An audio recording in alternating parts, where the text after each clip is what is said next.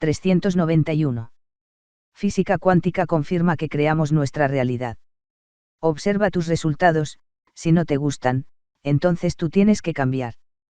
Para tener el control de los resultados es necesario tener el control de ti mismo. Si no puedes cambiar tus resultados, seguramente porque no estás haciendo nada para ti. El hombre moderno ha tenido la creencia de que sus resultados son fruto de muchas cosas ajenas a él, y por eso no ha podido asumir el control de los mismos. Es tiempo de mirar hacia nuestro interior y buscar una respuesta de compromiso y de vida. Nosotros creamos nuestros resultados. Por Joe Vital. La física moderna dice tú sí puedes. Durante décadas, los poderes de la mente han sido cuestiones asociadas al mundo esotérico, cosas de locos. La mayor parte de la gente desconoce que la mecánica cuántica, es decir, el modelo teórico y práctico dominante hoy día en el ámbito de la ciencia, ha demostrado la interrelación entre el pensamiento y la realidad. Que cuando creemos que podemos, en realidad, podemos. Sorprendentes experimentos en los laboratorios más adelantados del mundo corroboran esta creencia. El estudio sobre el cerebro ha avanzado mucho en las últimas décadas mediante las tomografías. Conectando electrodos a este órgano, se determina dónde se produce cada una de las actividades de la mente. La fórmula es bien sencilla, se mide la actividad eléctrica mientras se produce una actividad mental, ya sea racional, como emocional, espiritual o sentimental, y así se sabe a qué área corresponde esa facultad. Estos experimentos en neurología han comprobado algo aparentemente descabellado: cuando vemos un determinado objeto aparece actividad en ciertas partes de nuestro cerebro, pero cuando se exhorta al sujeto a que cierre los ojos y lo imagine, la actividad cerebral es idéntica. Entonces, si el cerebro refleja la misma actividad cuando ve que cuando siente, llega la gran pregunta: ¿cuál es la realidad? La solución es que el cerebro no hace diferencias entre lo que ve y lo que imagina porque las mismas redes neuronales están implicadas. Para el cerebro, es tan real lo que ve como lo que siente, afirma el bioquímico y doctor en medicina quiropráctica, Joe Dispenza en el libro ¿Y tú qué sabes? En otras palabras, que fabricamos nuestra realidad desde la forma en que procesamos nuestras experiencias, es decir, mediante nuestras emociones. La farmacia del cerebro. En un pequeño órgano llamado hipotálamo se fabrican las respuestas emocionales. Allí, en nuestro cerebro, se encuentra la mayor farmacia que existe, donde se crean unas partículas llamadas péptidos, pequeñas secuencias de aminoácidos que, combinadas, crean las neurohormonas o neuropéptidos. Ellas son las responsables de las emociones que sentimos diariamente. Según John Hagelin, profesor de física y director del Instituto para la Ciencia, la Tecnología y la Política Pública de la Universidad Maharishi, dedicado al desarrollo de teorías del campo unificado cuántico, hay química para la rabia, para la felicidad, para el sufrimiento, la envidia. En el momento en que sentimos una determinada emoción, el hipotálamo descarga esos péptidos, liberándolos a través de la glándula pituitaria hasta la sangre, que conectará con las células que tienen esos receptores en el exterior. El cerebro actúa como una tormenta que descarga los pensamientos a través de la fisura sináptica. Nadie ha visto nunca un pensamiento, ni siquiera en los más avanzados laboratorios, pero lo que sí se ve es la tormenta eléctrica que provoca cada mentalismo, conectando las neuronas a través de las fisuras sinápticas. Cada célula tiene miles de receptores rodeando su superficie, como abriéndose a esas experiencias emocionales. Candace Pert, poseedora de patentes sobre péptidos modificados y profesora en la Universidad de Medicina de Georgetown, lo explica así: cada célula es un pequeño hogar de conciencia. Una entrada de un neuropéptido en una célula equivale a una descarga de bioquímicos que pueden llegar a modificar el núcleo de la célula. Nuestro cerebro crea estos neuropéptidos y nuestras células son las que se acostumbran a recibir cada una de las emociones: ira, angustia, alegría, envidia, generosidad, pesimismo, optimismo. Al acostumbrarse a ellas, se crean hábitos de pensamiento. A través de los millones de terminaciones sinápticas, nuestro cerebro está continuamente recreándose: un pensamiento o emoción crea una nueva conexión, que se refuerza cuando pensamos o sentimos algo en repetidas ocasiones. Así es como una persona asocia una determinada situación con una emoción. Una mala experiencia en un ascensor, como quedarse encerrado, puede hacer que el objeto ascensor se asocie al temor a quedarse encerrado. Si no se interrumpe esa asociación, nuestro cerebro podría relacionar ese pensamiento o objeto con esa emoción y reforzar esa conexión, conocida en el ámbito de la psicología como fobia o miedo. Todos los hábitos y adicciones operan con la misma mecánica. Un miedo, a no dormir, a hablar en público, a enamorarse, puede hacer que recurramos a una pastilla, una droga o un tipo de pensamiento nocivo. El objetivo inconsciente es engañar a nuestras células con otra emoción diferente, generalmente, algo que nos excite, distrayéndonos del miedo. De esta manera, cada vez que volvamos a esa situación, el miedo nos conectará, inevitablemente, con la solución, es decir, con la adicción. Detrás de cada adicción, drogas, personas, bebida, juego, sexo, televisión, hay pues un miedo insertado en la memoria celular. La buena noticia es que, en cuanto rompemos ese círculo vicioso, en cuanto quebramos esa conexión, el cerebro crea otro puente entre neuronas que es el pasaje a la liberación. Porque, como ha demostrado el Instituto Tecnológico de Massachusetts en sus investigaciones con lamas budistas en estado de meditación, nuestro cerebro está permanentemente rehaciéndose, incluso, en la ancianidad. Por ello, se puede desaprender y reaprender nuevas formas de vivir las emociones. Mente creadora. Los experimentos en el campo de las partículas elementales han llevado a los científicos a reconocer que la mente es capaz de crear. En palabras de Amit Goswami, profesor de física en la Universidad de Oregón, el comportamiento de las micropartículas cambia dependiendo de lo que hace el observador. Cuando el observador mira, se comporta como una onda, cuando no lo hace, como una partícula. Ello quiere decir que las expectativas del observador influyen en la realidad de los laboratorios, y cada uno de nosotros está compuesto de millones de átomos. Traducido al ámbito de la vida diaria, esto nos llevaría a que nuestra realidad es, hasta cierto punto, producto de nuestras propias expectativas. Si una partícula, la mínima parte de materia que nos compone, puede comportarse como materia o como onda, nosotros podemos hacer lo mismo. La realidad molecular. Los sorprendentes experimentos del científico japonés Masaharu Emoto con las moléculas de agua han abierto una increíble puerta a la posibilidad de que nuestra mente sea capaz de crear la realidad. Armado de un potente microscopio electrónico con una diminuta cámara, Emoto fotografió las moléculas procedentes de aguas contaminadas y de manantial. Las metió en una cámara frigorífica para que se helaran y así, consiguió fotografiarlas. Lo que encontró fue que las aguas puras creaban cristales de una belleza inconmensurable, mientras que las sucias, solo provocaban caos. Más tarde, procedió a colocar palabras como amor o te odio, encontrando un efecto similar. El amor provocaba formas moleculares bellas mientras que el odio, generaba caos. Por último, probó a colocar música relajante, música folk y música thrash y metal, con el resultado del caos que se pudieron ver en las fotografías. La explicación biológica a este fenómeno es que los átomos que componen las moléculas, en este caso, los dos pequeños de hidrógeno y uno grande de oxígeno, se pueden ordenar de diferentes maneras, armoniosa o caóticamente. Si tenemos en cuenta que el 80% de nuestro cuerpo es agua, entenderemos cómo nuestras emociones, nuestras palabras y hasta la música que escuchamos, influyen en que nuestra realidad sea más o menos armoniosa. Nuestra estructura interna está reaccionando a todos los estímulos exteriores, reorganizando los átomos de las moléculas.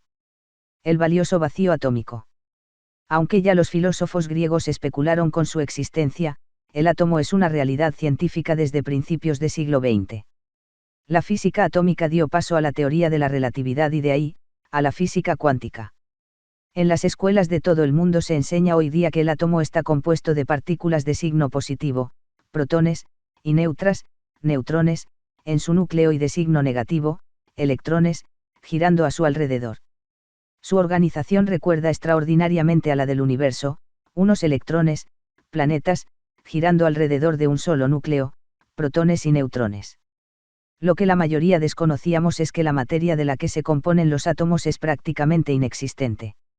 En palabras de William Taylor, profesor emérito de Ingeniería y Ciencia de la Materia en la Universidad de Stanford, la materia no es estática y predecible. Dentro de los átomos y moléculas, las partículas ocupan un lugar insignificante, el resto es vacío. En otras palabras, que el átomo no es una realidad terminada sino mucho más maleable de lo que pensábamos. El físico Amit Goswami es rotundo.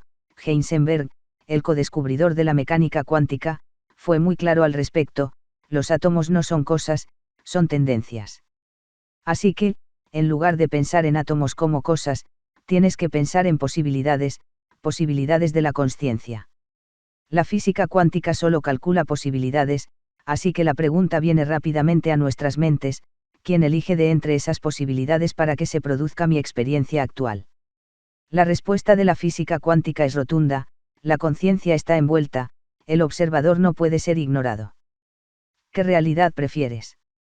El ya famoso experimento con la molécula de fullerano del Dr. Anton Zeilinger, en la Universidad de Viena, testificó que los átomos de la molécula de fullerano, estructura atómica que tiene 60 átomos de carbón, eran capaces de pasar por dos agujeros simultáneamente. Este experimento de ciencia ficción se realiza hoy día con normalidad en laboratorios de todo el mundo con partículas que han llegado a ser fotografiadas. La realidad de la bilocación, es decir, que algo pueda estar en dos lugares al mismo tiempo, es algo ya de dominio público, al menos en el ámbito de la ciencia más innovadora. Jeffrey Satinover, expresidente de la Fundación Young de la Universidad de Harvard y autor de libros como El cerebro cuántico y El ser vacío, lo explica así: ahora mismo, puedes ver en numerosos laboratorios de Estados Unidos, objetos suficientemente grandes para el ojo humano, que están en dos lugares al mismo tiempo, e incluso se les puede sacar fotografías. Yo creo que mucha gente pensará que los científicos nos hemos vuelto locos, pero la realidad es así, y es algo que todavía no podemos explicar. Quizás porque algunos piensen que la gente de a pie no va a comprender estos experimentos, los científicos todavía no han conseguido alertar a la población de las magníficas implicaciones que eso conlleva para nuestras vidas, aunque las teorías anejas sí forman parte ya del dominio de la ciencia divulgativa. Seguramente la teoría de los universos paralelos, origen de la superposición cuántica, es la que ha conseguido llegar mejor al gran público. Lo que viene a decir es que la realidad es un número n de ondas que conviven en el espacio-tiempo como posibilidades, hasta que una se convierte en real, eso será lo que vivimos.